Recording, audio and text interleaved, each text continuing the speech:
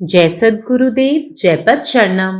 मेरे सद्गुरु की वाणी परम संत महात्मा यशपाल जी महाराज का प्रवृत्ति में निवृत्ति गृहस्थ धर्म के लिए श्रीमद् भगवद गीता का गीता सुधा भाष्य अध्याय 9 श्लोक 32। मामहि पार्थ व्यपाश्रित्य ये अपि स्युः पापयोन्यः स्त्रियो वैश्यास्तथा शूद्रास्तते अपि यान्ति पराम गतिम्। हे अर्जुन, स्त्री, वैश्य, शूद्र तथा पाप योनि, चांडाल आदि जो कोई भी हो, वे मेरे शरण होकर परम गति को ही प्राप्त होते हैं। भगवान कृष्ण ने अर्जुन से कहा, हे अर्जुन, जिसके नाम का उच्चारण भी निंदनीय है, उस हीन नाम वाली जातियों में भी जो सबसे बढ़कर हीन जाति है, उस हीन जाति वाली पाप योनि में जिसने जन्म लिया है, उस पाप योनि में जन्म लेने के सिवा जो ज्ञान के नाम से केवल पत्थर है, परंतु फिर भी जिसमें मेरे प्रति पूरी पूरी भक्ति है, जिसकी वाणी निरंतर मेरे ही गीत गाती है, जिसकी दृष्टि निरंतर मेरा ही रूप देखती है, जिसका मन निरंतर मेरे ही संबंध में संकल्प या विचार करता है, जिसके कान मेरी कीर्ति के श्रवण से कभी खाली नहीं रहते, जिसे विषयों का कोई भान भी नहीं होता, जो केवल मुझे ही जानता है और इन सब बातों के न होने पर जिसे अपना जीना बिल्कुल मरने के समान जान पड़ता है। हे अर्जुन, इस प्रकार जिसने अपनी समस्त वृत्तियों से जीवन के लिए केवल मुझे ही अपना आधार बना रखा है, फिर चाहे उसने पाप योनि में ही क्यों न जन्म धारण किया हो और चाहे वह विद्याहीन ही क्यों न हो, तो भी यदि मेरे साथ उसकी तुलना की जाए तो वह मुझसे रत्ती भर भी कम न ठहरेगा। हे अर्जुन, ध्यान देकर सुनो कि भक्ति से संपन्न होने के कारण ही दैत्यों ने भी देवताओं को नीचा दिखलाया है। मेरे भक्त प्रहलाद ने दैत्य कुल में जन्म लिया था, परंतु उसकी निर्मल भक्ति के कारण मुझे नृसिंह अवतार धारण करना पड़ा था। उसकी बराबरी इंद्र भी न कर सका। मुख्य अभिप्राय यही है कि यहाँ केवल भक्ति ही काम में आती है। जाति का कुछ भी महत्व या उपयोग नहीं हो सकता। नाले आदि तभी तक नाले कहलाते हैं जब तक वे गंगा में मिल नहीं जाते, परंतु एक बार गंगा में मिल जाने पर जिस प्रकार वे गंगा का रूप ही हो जाते हैं, एवं जिस प्रकार भिन्न भिन्न नदों और नदियों की कल्पना तभी तक रहती है जब तक वह जाकर समुद्र में मिल नहीं जाती, और तभी तक उनके संबंध में यह भेद भी किया जा सकता है कि अमुक नदी का प्रवाह पश्चिम की ओर है और अमुक नदी का प्रवाह पूर्व की ओर है। जिस प्रकार समुद्र में डाला हुआ नमक का डला उसी में लीन हो जाता है, उसी प्रकार मेरे साथ समरस होते ही जाति भेद वाले भास का पूर्ण रूप से लोप हो जाता है। इसीलिए कहना यही है कि चाहे जिस निमित्त से हो, एक बार चित्त का प्रवेश मेरे स्वरूप में हो जाना चाहिए, फिर मनुष्य आप से आप तद्रूप हो जाता है। चांचल्य ही मन का मैल है। इस मल के दूर हुए बिना मन शुद्ध नहीं होता। चित्त के निश्चल होने पर ही परम पद साक्षात्कार रूप विमल ज्ञान प्राप्त होता है और साधक कृतार्थ हो जाता है। निरंतर भक्तिमय अभ्यास द्वारा इस मल की विशुद्धि होती है। पश्चात शुद्ध हृदय साधक जीवन मुक्त अवस्था प्राप्त कर पर ब्रह्म के साथ अभिन्न भाव से अवस्थान करते हैं। O Arjuna, women, Vaishyas, Shudras, and even those that are born of sinful birth, taking refuge in me, attain the supreme goal. What is wanted is devotion. There is no need for family traditions. The elephant Gajendra remembered me with devotion and attained me in spite of his being an animal. The lowest of the low and the vilest of the vile can attain me if they have faith and devotion, if they sing and repeat my name, and if they think of me always and think of no worldly object. Prahalada was a demon, and yet by his devotion forced me to incarnate as Narsimha. Birth is immaterial. Devotion is everything. Raidas, a cobbler, was a great devotee. In the spiritual life, that is, in the Adhyatmic sphere, all the external distinctions of caste, color, or creed disappear altogether. Shabri, though a Bhilni by birth, was a great devotee of Lord Rama. Our scriptures are full of such instances. Our religion does not restrict salvation to any one group or section of humanity. All can attain God if they have devotion. Om. जय गुरुदेव, जय पदशरणी. अध्याय 9, श्लोक 32. हे अर्जुना, जो कोणीही स्त्री, वैश्य, शूद्र किंवा चांडाळासारखा पापी मनुष्यही असो, तो केवळ माझा आश्रय घेतल्यानेच परमावस्था प्राप्त करतो. भगवान श्रीकृष्णाला म्हणाले, हे अर्जुना, ज्याचे नाव उच्चारणेच ईश्वर निंदा आहे, जो नीच नावाने असलेल्या वंशामध्ये सर्वात नीच आहे, तो त्या पापी वंशात जन्मला असला तरी तो त्या पापा वंशात जन्मना व्यतिरिक्त ज्ञानाच्या नावाखाली केवळ दगड बाळगतो. तरीही ज्याची माझ्यावर पूर्ण भक्ती आहे, ज्याची जीभ सतत माझीच गाणी गाते, ज्याची दृष्टी सतत माझेच रूप पाहते, ज्याचे मन सतत माझ्याविषयीच विचार करते किंवा संकल्प करते, ज्याचे कान माझी कीर्ती ऐकून कधीही रिकामे होत नाहीत, ज्याला ऐहिक सुखाची जाणीवच नाही, जो केवळ मलाच ओळखतो आणि या सर्व गोष्टींच्या अभावी ज्याला त्याचे जीवन मृत्यूसारखे वाटते. हे अर्जुना, ज्याने आपल्या सर्व प्रवृत्तीसह मलाच आपल्या जीवनाचा एकमेव आधार बनवलेले आहे, तो जरी पापी वंशात जन्मला असला आणि जरी तो ज्ञानहीन असला तरीही त्याची माझ्याशी तुलना केल्यास तो माझ्यापेक्षा किंचितही कमी ठरणार नाही. हे अर्जुना, लक्षपूर्वक आहे. आपल्या भक्तीमुळे राक्षसांनी सुद्धा देवांना अपमानित केलेले आहे. माझा भक्त प्रल्हाद राक्षस कुळात जन्मला होता, परंतु त्याच्या शुद्ध भक्तीमुळे मला नरसिंह रूपाचे रूप धारण करावे लागले. इंद्र सुद्धा त्याची बरोबरी करू शकला नाही. मुख्य मुद्दा हा आहे की येथे केवळ भक्तीच उपयोगी आहे. जातीला कुठलेच महत्व नाही किंवा त्याचा उपयोग नाही. ज्याप्रमाणे झरे आणि नदे गंगेमध्ये विलीन होईपर्यंत झरे म्हटले जाते किंवा नाल्या म्हटल्या जातात, पण एकदा त्या गंगेत विलीन झाल्या की त्या गंगेचेच एक रूप बनतात. आणि ज्याप्रमाणे वेगवेगळ्या नद्या आणि झऱ्यांची कल्पना केवळ समुद्रापर्यंत विलीन होईपर्यंतच केली जाते, तेव्हाच त्यांच्यात फरक करता येतो. ही नदी पश्चिमेकडे वाहते आणि ती नदी पूर्वेकडे वाहते. ज्याप्रमाणे समुद्रात टाकलेला मिठाचा खडा त्यात विरघळतो, त्याचप्रमाणे माझ्याशी एकरूप झाल्यानंतर जातीभेदाचा भ्रम पूर्णपणे नाहीसा होतो.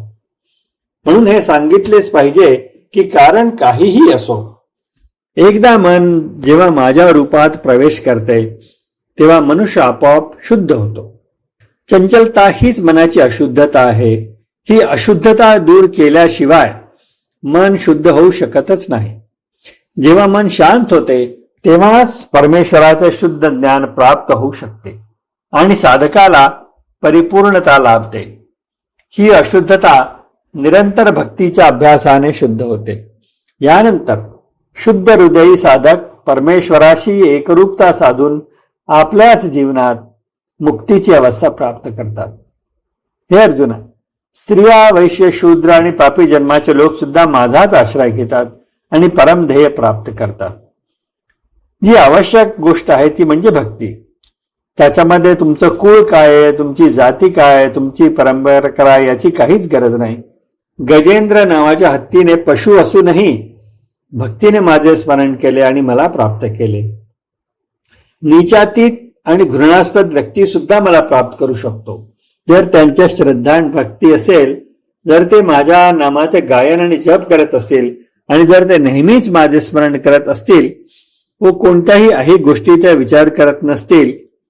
आता विचार करा, प्रल्हाद एक राक्षस होता, तरीही त्याने आपल्या भक्तीने मला नरसिंहाचा अवतार घेण्यास भाग पाडले. जन्म अभौतिक आहे, भक्तीच सर्व काही आहे.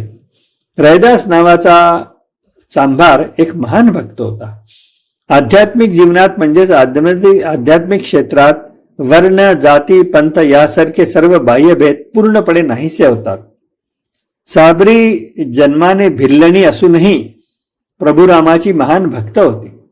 आपले धर्मग्रंथ अशा उदाहरणांनी भरलेले आहेत. आपला धर्म मोक्षाला मानव जातीच्या कोणत्याही एका गटापुरता किंवा वर्गापुरता मर्यादित ठेवलेला नाही.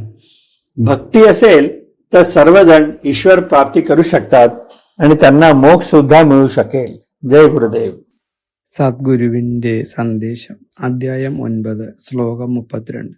മാം ഹി വാർത്താ വ്യാപാശ്രിദ്യൈ പാപയോനിയ സ്ത്രീയോ വൈശ്യാസ്തദാ ശൂദ്രാസ്തി ബിയാന്തി പരാം ഗതിം. ഹേ അർജുന, സ്ത്രീകൾ, വൈശ്യർ, ശൂദ്രർ, പാപയോനിയിൽ ജനിച്ചവരായാലും ആരെങ്കിലും എന്നെ ശരണം പ്രാപിച്ചാൽ അവർ പരമഗതിയെ പ്രാപിക്കും. ഭഗവാൻ ശ്രീകൃഷ്ണൻ അർജുനനോട് പറയുന്നു, ഹേ അർജുന, ആരുടെ പേര് ഉച്ചരിക്കപ്പെടുന്നത് പോലും നിന്ദ്യമായി കണക്കാക്കപ്പെടുന്ന താഴ്ന്ന ജാതികളിൽ ജനിച്ചവനായാലും അറിവില്ലാത്തവനായാലും എന്നാൽ എന്നിൽ അനന്യഭക്തി ഉള്ളവനാണെങ്കിൽ അവൻ മഹത്വമുള്ളവനാണ്. എന്നെക്കുറിച്ചുള്ള ഗാനം മാത്രം പാടുന്നവൻ, എന്റെ രൂപം മാത്രം കാണുന്നവൻ, എന്റെ ചിന്തയിൽ മാത്രം ജീവിക്കുന്നവൻ, എന്റെ മഹത്വം കേൾക്കുന്നതിൽ ഒരിക്കലും മടുപ്പ് തോന്നാത്തവൻ, വിഷയസുഖങ്ങളെ മറന്ന് എന്നെ മാത്രം ആശ്രയിക്കുന്നവൻ, അത്തരം ഭക്തൻ ജന്മം കൊണ്ടോ വിദ്യാഭ്യാസം കൊണ്ടോ താഴ്ന്നവനായി കണക്കാക്കിയാലും ഭക്തിയുടെ മഹത്വത്തിൽ ഒരിക്കലും താഴ്ന്നവനല്ല. ഹേ അർജുന, ഭക്തിയുടെ ശക്തി കൊണ്ടാണ് അസുരന്മാരും ദേവന്മാരെ മറികടന്നത്. പ്രഹ്ലാദൻ അസുരകുലത്തിൽ ജനിച്ചവനായിരുന്നു. എന്നാൽ അവന്റെ നിർമ്മല ഭക്തി എന്നെ നരസിംഹാവതാരം സ്വീകരിക്കാൻ പ്രേരിപ്പിച്ചു. അവന്റെ മഹത്വത്തിന് സമമാകാൻ ഇന്ദ്രനു പോലും സാധിച്ചില്ല. ഇവിടത്തെ പ്രധാന സന്ദേശം എന്തെന്നാൽ ഭക്തിക്കാണ് പ്രാധാന്യം. ജാതിക്കോ ജന്മത്തിനോ യാതൊരു വിലയുമില്ല. ചെറുനദികളും ചാലുകളും ഗംഗയിൽ ലയിച്ചാൽ അവ ഗംഗയായി തീരുന്നത് പോലെ ഭക്തൻ ഭഗവാനിൽ ലയിക്കുമ്പോൾ ജാതി, വർണ്ണം, ഭേദം എന്നിവയുടെ എല്ലാ ധാരണകളും അപ്രത്യക്ഷമാകുന്നു. മനസ്സിന്റെ ചാഞ്ചാട്ടമാണ് മനസ്സിലെ മാലിന്യം. ഭക്തിയോടെയുള്ള നിരന്തര അഭ്യാസത്തിലൂടെയാണ് ആ മാലിന്യം നീങ്ങുന്നത്. മനസ്സ് ശുദ്ധവും നിശ്ചലവുമാകുമ്പോൾ പരമസത്യത്തിന്റെ അനുഭവം ലഭിക്കുന്നു. അങ്ങനെ ഭക്തൻ ജീവമുക്താവസ്ഥ പ്രാപിച്ച് പരബ്രഹ്മവുമായി ഏകത്വം അനുഭവിക്കുന്നു. ഗജേന്ദ്രൻ ഒരു മൃഗമായിരുന്നെങ്കിലും ഭക്തിയോടെ ഭഗവാനെ സ്മരിച്ച് മോക്ഷം നേടി. പ്രഹ്ലാദൻ അസുരനായിരുന്നെങ്കിലും ഭക്തിയാൽ മഹാനായി. രവിദാസ് എന്ന ചെരുപ്പുകുത്തിയും മഹാഭക്തനായിരുന്നു. ശബരി ഫിൽ വർഗത്തിൽ ജനിച്ച സ്ത്രീയായിരുന്നെങ്കിലും ശ്രീരാമന്റെ പ്രിയ ഭക്തിയായി മാറി. നമ്മുടെ ശാസ്ത്രങ്ങളിൽ അത്തരം ഉദാഹരണങ്ങൾ അനേകം കാണാം. നമ്മുടെ ധർമ്മം മോക്ഷത്തെ പ്രത്യേകിച്ച് ഒരു വിഭാഗത്തിനും പരിമിതപ്പെടുത്തുന്നില്ല. ഭക്തിയുള്ള ഏവർക്കും ഭഗവാനെ പ്രാപിക്കാം. പരമാത്മാവ് നീ തന്നെ, നിന്റെ ഇഷ്ടം പൂർണ്ണമാകട്ടെ. ജയ് സദ്ഗുരുദേവ്, ജയ് పదిశరణం. నా సద్గురు సందేశం గీతాసుధ భగవత్ మహాత్మా శ్రీ యశ్వాజీ మహారాజు వారికి ప్రతిపాదించబడిన ప్రవృత్తిలో నివృత్తి గృహస్థ మార్గంలో గీతా భాష్యము అధ్యాయం 9 రాజవిద్య రాజగృహ యోగము శ్లోకం 32. మాహిపార్థ వ్యపాశ్రిత్య ఏపి స్యు పాపయోనయః స్త్రియో వైశ్యాస్తదా శూద్రాస్తేపి యాంతి పరాంగతిం. ఓ అర్జున, స్త్రీ, వేశ్య, శూద్రులు మరియు పాపజన్ములు, చండాలులు మొదలగు ఎవరైనా కూడా గాని నా శరణు పొంది పరమగతిని పొందిదురు. శ్రీకృష్ణ భగవానుడు అర్జునుతో ఇలా అన్నాడు: ఓ అర్జున, ఎవరి నామస్మరణ కూడా నిందనీయమో ఆ హీననాములైన ఆ జాతుల్లో కూడా ఎవరు అందరికన్నా హీనజాతి వారు ఆ హీనజాతి అందలి పాపపు జన్మలో జన్మించారో ఆ పాపపు దేహమందు జన్మించడం తప్ప ఎవరు జ్ఞానము విషయంలో కేవలం రాతి వంటి వారో, అలా అయినప్పటికీ వీరిలో ఎవరి యందు నా పట్ల పూర్తి భక్తి గలదో, ఎవరి వాక్కు నిరంతరం నన్నే కీర్తిస్తూ ఉంటుందో, ఎవరి దృష్టి నిరంతరం నా రూపాన్నే చూస్తూ ఉంటుందో, ఎవరి మనసు నిరంతరం నాకు సంబంధించిన సంకల్పములను లేదా ఆలోచనలు చేస్తూ ఉంటుందో, ఎవరి చెవులు నా కీర్తిని వినింట్లో ఎన్నడూ విరామం లేకుండా ఉంటాయో, ఎవరికి విషయాలు గురించిన ఏ విధమైన జ్ఞానం ఉండదో, ఎవరు కేవలం నన్నే ఎరుగునో మరియు ఇవేమీ లేకపోవడిచే ఎవరు తన జీవితాన్ని పూర్తిగా మరణంతో సమానంగా అనుకుంటాడో, ఓ అర్జున, ఈ విధంగా ఎవరు తన సమస్త కర్మల చేత తన జీవితాన్ని కేవలం నన్నే ఆధారంగా చేసుకుంటాడో అటువంటి వ్యక్తి పాపపు దేహంలో జన్మించినప్పటికీ, విద్యాహీనుడైనప్పటికీ కూడా నాతో అతన్ని పోల్చినట్లయితే అతడు నా నుండి గురువిందగింజంత ఎత్తు కూడా తక్కువ కాలేడు. ఓ అర్జున, మనసు పెట్టి విను. భక్తితో సమృద్ధి అయిన కారణానే రాక్షసులు దేవతలు కూడా అంచివేసేవారు. నా భక్తుడు ప్రహ్లాదుడు దైత్యకులంలో జన్మించాడు. అయితే అతను నిర్మల భక్తి వలన నాకు నృసింహావతారం ధరించవలసి వచ్చింది. ఇంద్రుడు కూడా భక్తిలో అతనితో సమానం కాలేకపోయాడు. ఇక్కడ చెప్పే ముఖ్య అభిప్రాయం ఏంటంటే, కేవలం భక్తి మాత్రమే పనికి వస్తుంది. జాతి యొక్క గొప్పదనం కానీ ఉపయోగం కానీ ఏమాత్రం ఉండదు. కాలువలు మొదలైనవి ఎప్పటి వరకు కాలువలని పిలువబడతాయి అనగా అవి గంగలో కలిసేంత వరకే. అయితే ఒక్కసారి గంగాజలంలో కలిసిపోయాక ఏ విధంగా గంగ రూపాన్ని సంతరించుకుంటాయో అలాగే వేరువేరు నదుల కల్పన కూడా ఎప్పటి వరకు ఉంటుంది? ఎప్పటి వరకు అవి సముద్రంలో కలవు అంతవరకే. అంతవరకు పలానా నదీ ప్రవాహం పడమర వైపు గాని పలానా నదీ ప్రవాహం తూర్పు వైపు గాని అని తేడా ఉంటుంది. సముద్రంలో ఒక్కసారి కలిసిపోతే ఉప్పురేడు ఏ విధంగా దానిలో లీనమైపోతుందో అదే ప్రకారంగా నాతో కలిసినంతనే జాతి భేదముల అభిప్రాయం కూడా పూర్తిగా నశించిపోతుంది. అందుచేత చెప్పేది ఏమిటంటే, ఏ కారణం చేతనైనా ఒక్కసారి చిత్తము నా స్వరూపంలో ప్రవేశించాలి. పిమ్మట ఆ మానవుడు తనంతట తాను నా రూపుడైపోతాడు. చాంచల్యమే మనసు యొక్క మాలిన్యము. ఈ మాలిన్యం తొలగిపోకుండా మనసు శుద్ధి కాదు, చిత్తం నిశ్చలం అయినంతనే పరమపదం సాక్షాత్కార రూపం విమల జ్ఞానం లభిస్తుంది. అంతట సాధకుడు కృతార్థుడవుతాడు. నిరంతరము భక్తిమయ అభ్యాసం ద్వారా ఈ మాలిన్యం శుద్ధి అవుతుంది. పిమ్మట శుద్ధ హృదయం గల సాధకుడు జీవోన్ముక్తావస్థను పొంది పరబ్రహ్మతో అభిన్న భావంతో తన ఉనికిని కలిగి ఉంటాడు. పరమాత్మ నీవే ఉన్నావు, నీ ఇష్టమే నెరవేరాలి. జై సద్గురుదేవ్, జై ప్రసరణ. మాం హి పార్థ వ్యపాశ్రిత్య ये अपि स्युः पापयोनयः स्त्रियो वैश्यास्तथा शूद्रास्ते अपि यान्ति पराम गतिम्. हे अर्जुन, स्त्री, वैश्य, शूद्र आ चांडाल आदि पाप योनि में जन्म लेल लोक से हो जो हमर शरण ग्रहण करैत छथि त परम गति के प्राप्त होइत छथि.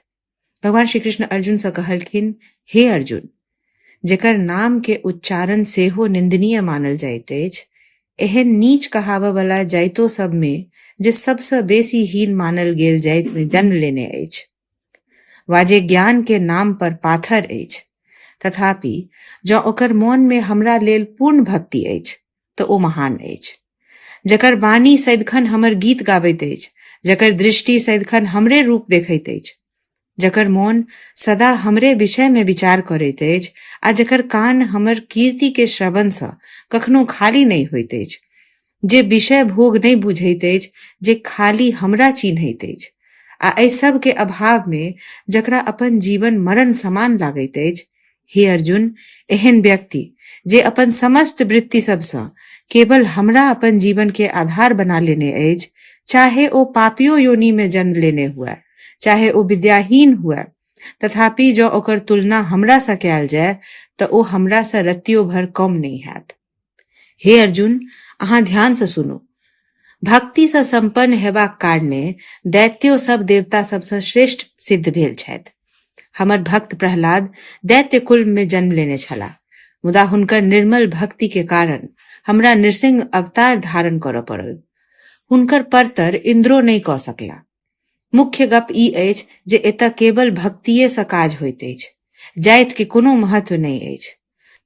नाला आदि ता धैर्य नाला कहल जाइत अछि जा धैर्य ओ गंगा में नहीं मिल जाइत अछि, मुदा एक बेर गंगा में मिल गेला पर ओ स्वयं गंगा रूप भऽ जाइत अछि। ओहिना भिन्न भिन्न नदी आ नद के अंतर ता धैर्य रहैत अछि जा धैर्य ओ समुद्र में नहीं मिलैत अछि। तखने ई कहल जा सकैत अछि जे अमुक नदी पश्चिम में बहैत अछि आ अमुक पूर्व में। जेना समुद्र में पड़ल नोन समुद्र में लीन भऽ जाइत अछि, ओहिना हमर संग समरस भऽ गेला पर जाइत भेद के समस्त भ्रम समाप्त भऽ जाइत अछि। एहि कारण मुख्य गप ई अछि जे कोनो ने कोनो उपाय सँ एक बेर चित्त हमर स्वरूप में प्रविष्ट भऽ जाय तखन मनुख स्वयं हमरा स्वरूप भऽ जाइत अछि। चंचलता मोन के मल अछि। एहि मल के दूर केने बिना मन शुद्ध नहीं होइत अछि। चित्त जखन निश्चल होइत अछि तखने परम पद के साक्षात्कार रूप निर्मल ज्ञान प्राप्त होइत अछि आ साधक कृतार्थ भऽ जाइत अछि। सदिखन भक्तिमय अभ्यास द्वारा एहि मलिनता के शुद्धि होइत अछि। तकर बाद शुद्ध हृदय वाला साधक जीवन मुक्त अवस्था प्राप्त कऽ कऽ ब्रह्म संग अभिन्न भाव में स्थित रहैत छथि। अखिल भारतीय संत मत सत्संग पंजीकृत दिल्ली, मुख्यालय B20 CC colony, Rana Pratap Bagh के सामने, दिल्ली। सत्संग आश्रम संत यश रूप तपोभूमि परिसर, अनंगपुर, जिला फरीदाबाद, हरियाणा। हमारे साथ जुड़ने और राष्ट्रीय व अंतर्राष्ट्रीय सत्संग कार्यक्रमों की विस्तृत जानकारी पाने के लिए दिए गए QR कोड को स्कैन करें। धन्यवाद।